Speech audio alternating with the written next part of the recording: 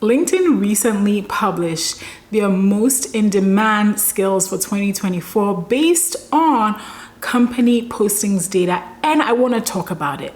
If you're new to this channel, I'm Gertrude Nontra. I have a PhD in microbiology and immunology, and I make these videos to help you succeed in grad school and to land the career you want afterwards.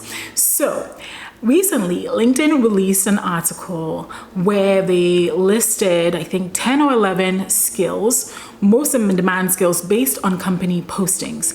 And I got super excited about that list because most of the time when you see lists like these, right, they list tangible technical skills that may take years to acquire, all right? And I'm not saying anything is wrong with that. Yes, tangible hard skills are really important, but what excited me about this list is that most of these skills are human skills, intangible skills, soft skills if you prefer.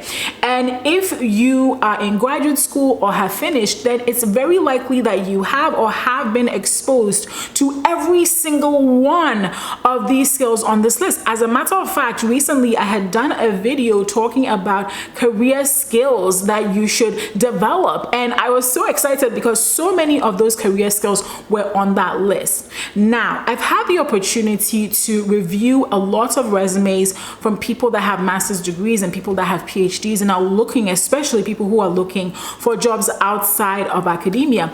And one of the biggest mistakes I see people make constantly is we focus on telling the story about the research that we've done. We're hyper focused on telling people I studied bronchopulmonary dysplasia in infants, right? And yes, that's helpful and that's nice, but most of the time, jobs outside of academia are not necessarily looking for your specific research topic. It can come in handy, okay? Trust me, it can, but what they're really looking for, right, at the end of the day, and this was true of me, myself, my resume when I was trying to leave academia and go into a non-academic job, and it has been true when I've given this advice to others and they tweak their resumes around and they've been more successful. People in these types of jobs, or the person, the recruiter, the hiring manager behind this job is not always looking for your research topic. What they're looking for are specific skills that you use to answer your research question.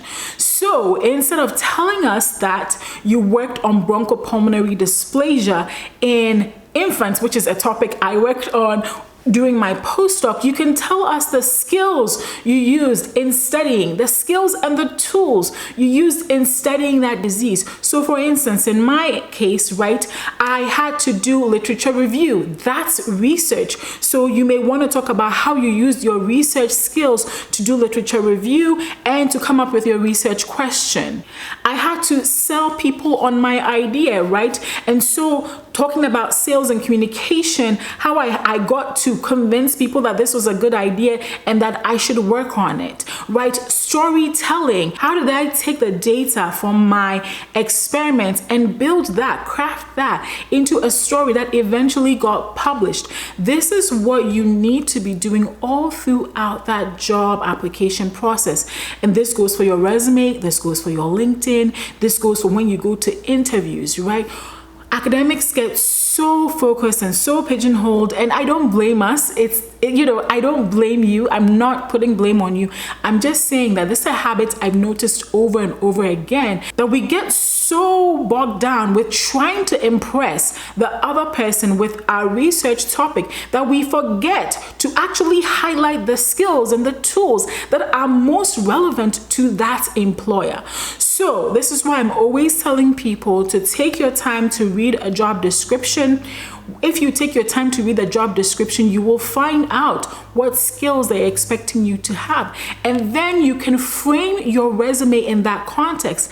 And when you do this, and you do this very, very well, trust me, you won't have to tweak your resume every single time you have to apply for every single job. You may have to do maybe 1 or 2 changes, but you don't have to change your resume all the time, because you know the type of job you want, you know the type of skills that they require, and you've written your resume in such a way that it highlights those skills prominently and not just your research, which by the way, it's phenomenal.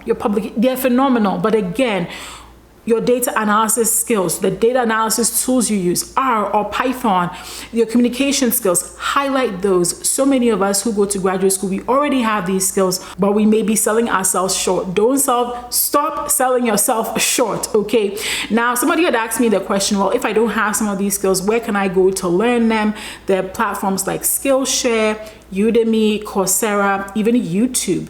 LinkedIn Learning has some of these resources. So definitely go check out, look for some of these skills on these platforms and get yourself up to speed. Maybe you've been doing it, but you don't have a full, deep understanding of it. These courses can really help you in this sense. Hope you enjoyed this video. If you want to read the entire article, I'm going to leave it in the description below. Thumbs up this video if you liked it and comment below and let me know what maybe you found surprising about this list of skills that LinkedIn shared.